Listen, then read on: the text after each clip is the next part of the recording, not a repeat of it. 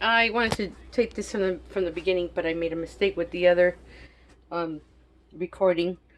So what I did was I put this thing to boil. It boils automatic. It's a electrical kettle, and so I starting to um, soften Sushi's food because she is um, she wolfs her food down. So this is her normal kibble.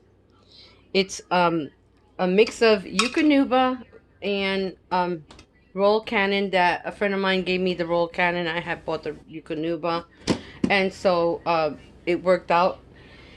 And her roll cannon was for a specific breed, which was the um, Labrador Retriever. So Sushi has some Labrador Retriever in her, and it's been working out. I've been using that for a while now, because she bought a big bag that she didn't need anymore and gave it to me.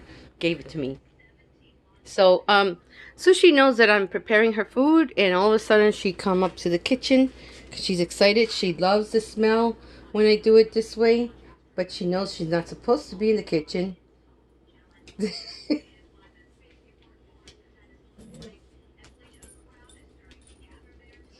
She whimpers a little bit, and then she goes to her crate. Good girl. So, okay.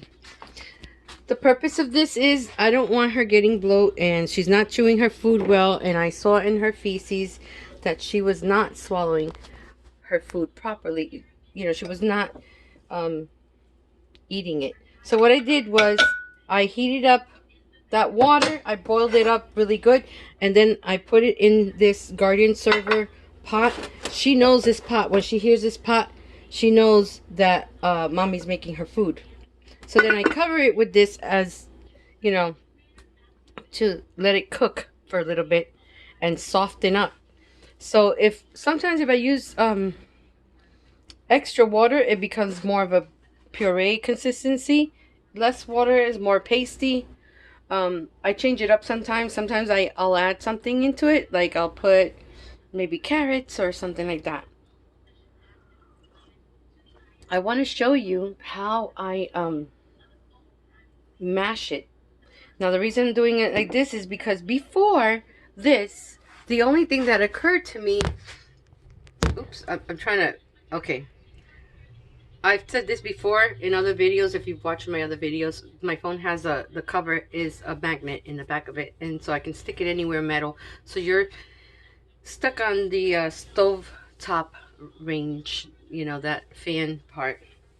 Well, anyways, before this, I was using a food processor to grind her food into a powder consistency, or grounds, like, you know.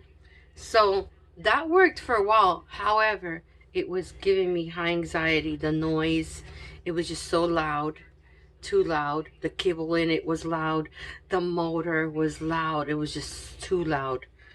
Eventually it burnt out. So I ended up throwing away the motor and giving the carafes, you know, what do you call those? The blender parts, like the food processor one and the pitchers. So I gave that to a friend of mine that's a professional cook. She cooks from her home and caters from her car. And so this would give her a little more, like, you know, she can make all her salsas. She cooks Mexican food really good. I'm telling you, this girl has really good seasoning in her hands. So then I thought I was feeding Sushi her kibble again, even in the puzzle feeder and the mazes, but she was too quick to eat it, and I was just so worried, and I was like, I don't want her to get bloat. So that's a serious thing. If your dog gets bloat, it's not really not good. It could result into surgeries that are very costly, but you just don't want your dog suffering like that because it's very bad. So then I was like, what am I gonna do? Because I don't want her to get that. So the Lord, I just would say, he put in my heart, just soften the food. I was kind of like reluctant a little bit, not reluctant, but I was thinking, I hope that it doesn't make her poop, you know, too runny and it'd be a problem for her. But it turned out that the consistency of the poop looks a lot better. versus when before, when she was just eating the kibble, it would be there will be whole pieces of kibble, various pieces of whole kibble, because she just woofed it out. She just like kind of breathed the food in, inhaled it, literally. So then another thing I do, I alternate from this, and sometimes I mix it up, and sometimes I half and half it, where I give her the kibble by hand, because it encourages her to chew one at a time. And during training, like when I'm giving her a treat for training, and it also it helps her digestive system and ensures that she's chewing that food. And so it just gives her also relationship with me and stuff like that. So I mix it up.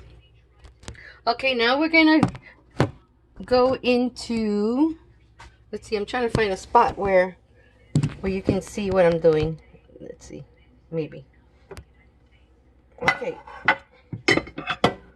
All right, so I'm gonna start mashing it. I want you to see, it looks like Cheerios that got puffed up with the water. So now it's soft enough to mush. Let's see if we can see that.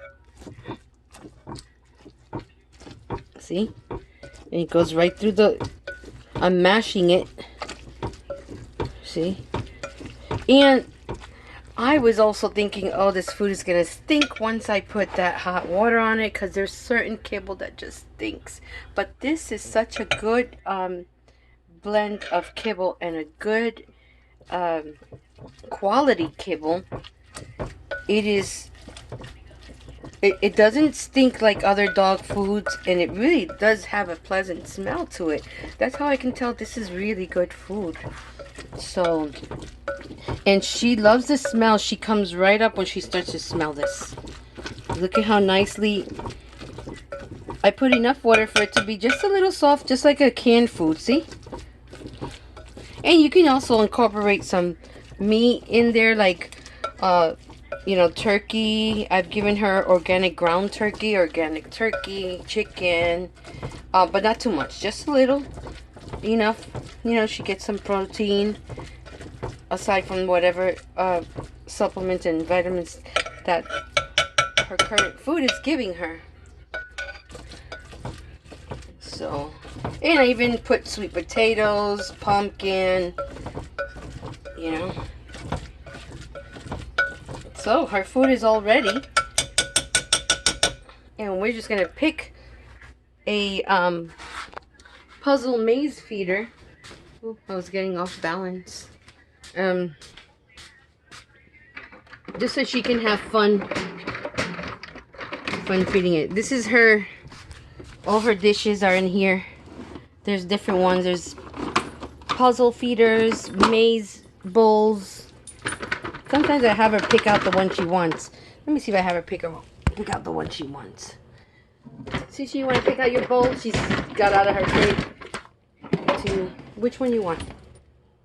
Okay, I know. That one's a fun one. She likes this one. This one was Michaela's favorite. And this is another one. Thank you. Now she's going back in her crate. She picked out her, you see? She picked out the bowl she wants to eat out of today. So we're going to grant her that wish. So let me stick you on the refrigerator. Whoops. There you are. Alright. And so you know what I do is I take this kibble, this mashed up kibble, and I just pour it over like this. And whatever's left in here, you're too low. Whatever's left in here, I put water in it, because she doesn't drink her water that much. I don't know if I said that already, but to encourage you to drink some more water, I leave a little in here, put some water on it, and make her some kind of like tea.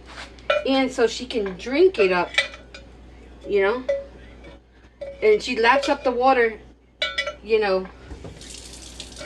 with, she likes it more, she's more content that way. Isn't that right, Sushi? This is I've called it her sushi tea. I tell her, oh, I made you your sushi tea.